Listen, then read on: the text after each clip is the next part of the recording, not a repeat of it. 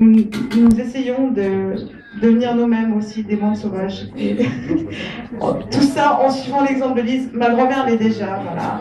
Moi, je ne le suis pas encore, mais c'est pour vous dire à quel point Lise est une personne importante pour nous deux. Et c'est ainsi que je vais lui céder la parole. Monde sauvage.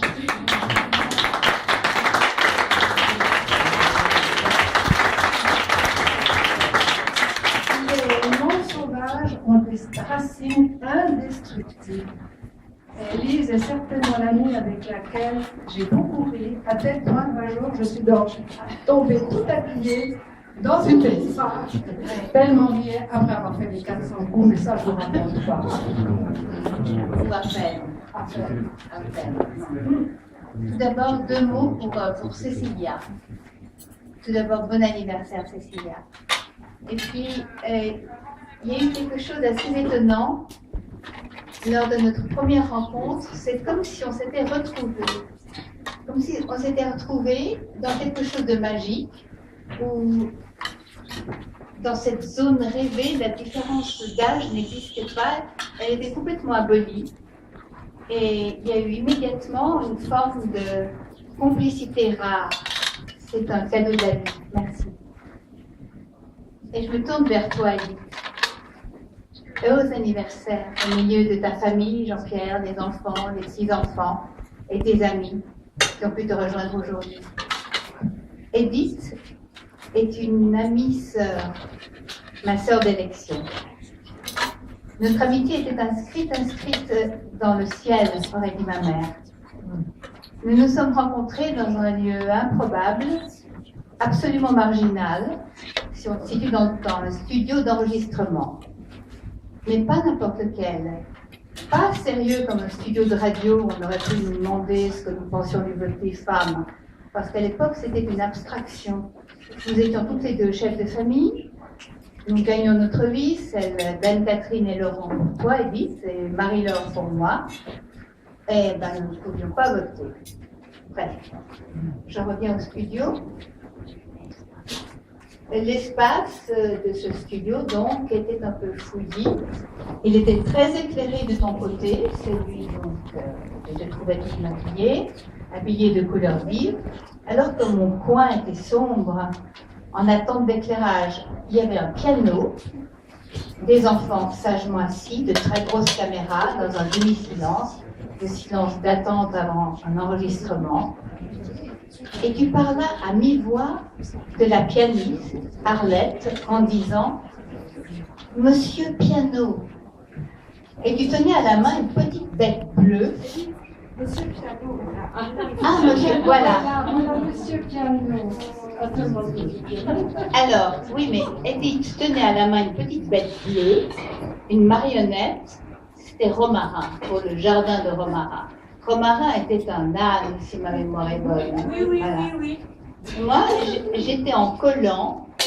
Je tenais ma marionnette de ma main gauche. C'était une oie, blanche bec en or.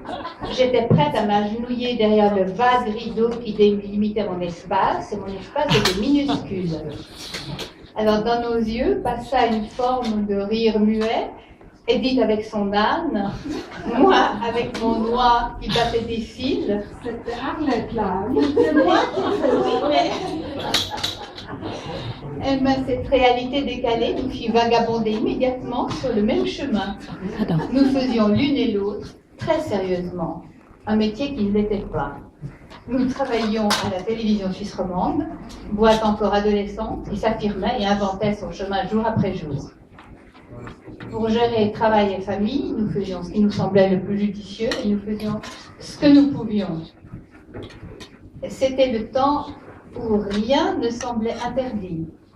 À l'époque, certains vivaient en communauté, des communautés qui se faisaient, qui vivaient à la campagne, bien sûr, Le chanvre poussait entre salade et artichaut.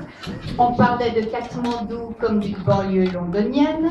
Les robes étaient fleuries, les chemises d'hommes aussi. Les cigarettes avaient des formes de cônes.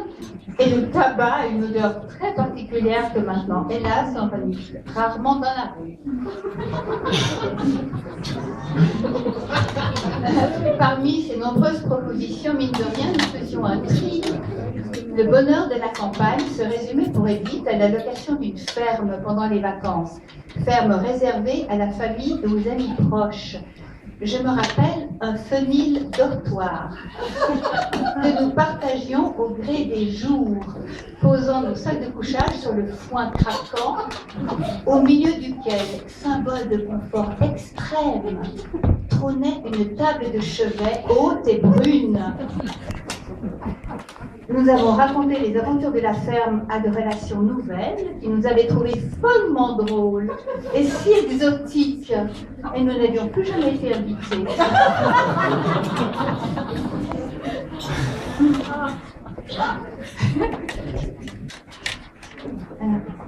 Nous avons partagé des drames, des contrariétés, de grandes tristesses.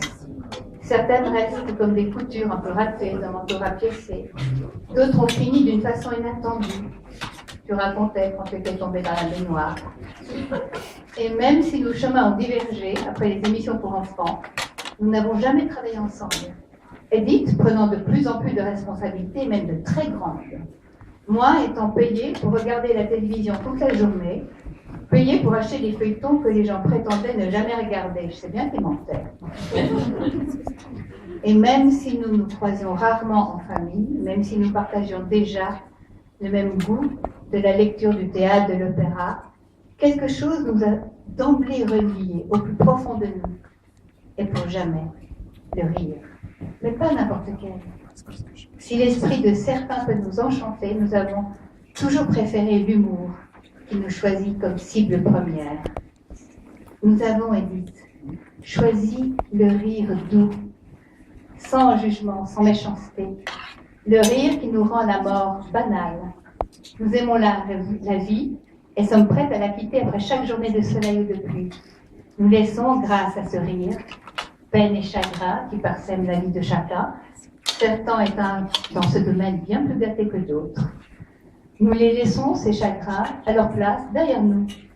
Ils sont trop loin, bien trop loin pour nous hanter. Nous avons survécu comme des herbes au bord de la route, comme des mantes sauvages. Nous pouvons alors, toutes les deux, partager des pensées baroques et penser que les vieilles dames indignes ont du bon. Bon anniversaire. Bravo!